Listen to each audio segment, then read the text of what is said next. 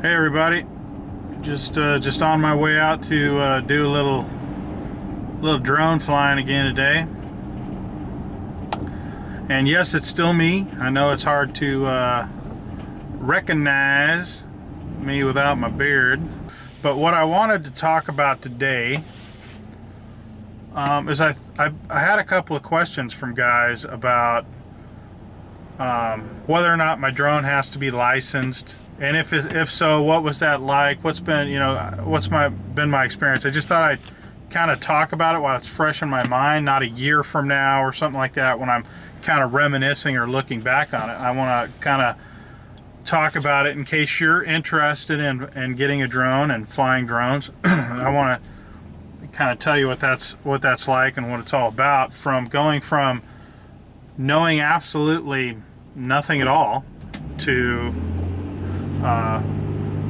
flying a close to $1,000 drone without, wrecking it. When you get the drone, you immediately go to the FAA website. You just fill in the information for licensing the drone. It's a real simple 5-minute thing. Definitely not a big deal at all. You fill out a very short form, and then what'll happen is they'll issue you a number that you have to attach to your drone in some way. You can do it with a Sharpie, with a piece of tape or whatever. It just has to be affixed to the drone. And any other drone that you fly that has to be registered. That same number is good for all your drones from then on out. So it's not a big deal. It costs $5. You just give them $5, and that was all there is to it. And then after you register, they'll tell you to download this app for your phone that is called Before You Fly. So somebody else recommended some other apps, and I tried those, and I like those a lot better. It was definitely a better way to go. Here, it's called AirMap on iOS. I've got an iPhone. I'm assuming it's got the same name on Android. I'm not positive, but that's my favorite app that I've been using. It gives me all the information that I need for whether or not I can fly, and plus it gives me weather, conditions and things like that, and I really like it. So that's the one I like. There's some other ones that people recommended, but it's hard to shake a stick at that one. Like, I don't know if you even need anything else. I haven't so far. As far as whether or not, how hard is it to fly one of these things? And I guess the answer to that is super easy. You just gotta, have a little common sense. You don't fly too low, and don't fly in a particularly risky situation. I think where you get into trouble is where you think, oh, now I got this, and then you start doing riskier things, like flying under bridges and just things that you probably shouldn't try for a long period of time down the road.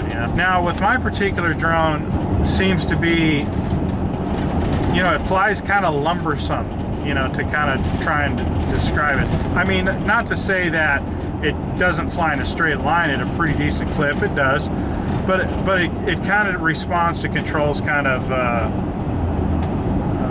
kind of sluggishly. It's nothing to be alarmed. You'll get the feel for it, but these things are super easy to fly. Anybody could fly one. It's just a matter of being smart about it. Don't do things. Just be very conservative, I think, is a good rule of thumb at first. I've bought one of those. Well, actually, I didn't buy it. I got it for Christmas. But one of those, kind of toy drones for Christmas, and very difficult to fly. Like, it was kind of discouraging at first, because I got this thing and I'm flying it and I'm like, holy crap, this thing is this thing is a real bitch to fly. And I was never successful in keeping it, you know, in the air for any length of time. I mean, it would go up and I'd be just kind of juggling it around and then it would crash. That's pretty much about what it amounted to. So I kind of thought that, you know, if the expensive ones are like this, that's an awful lot of money to, you know, be banging it off the ground all the time. The good ones with, you know, the tracking and the GPS and all these sensors and stuff, they pretty much fly themselves. You just kind of point them. And for me personally, the fun doesn't come in from the flying of the drone. The fun for me comes in with the filming, you know, using the camera to capture cool shots. That's what is the fun part for me. Maybe it's different, it'll be different for you, but for me that's what it was. And I think everybody's different on that. You know, some people, I think their biggest enjoyment is the you know, it's the actual flying of the drone.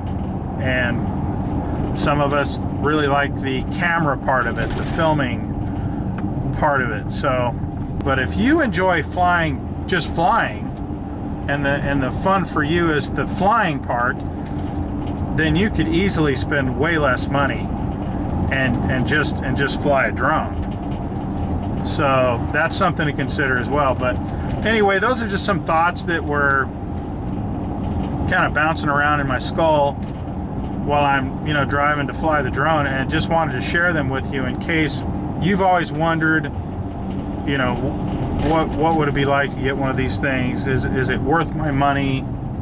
Am I just going to throw $1,000 into the wind? You know, stuff like that, you know.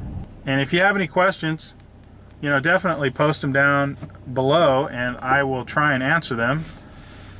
And you guys take care, and let me show you some of the footage now that I've captured today.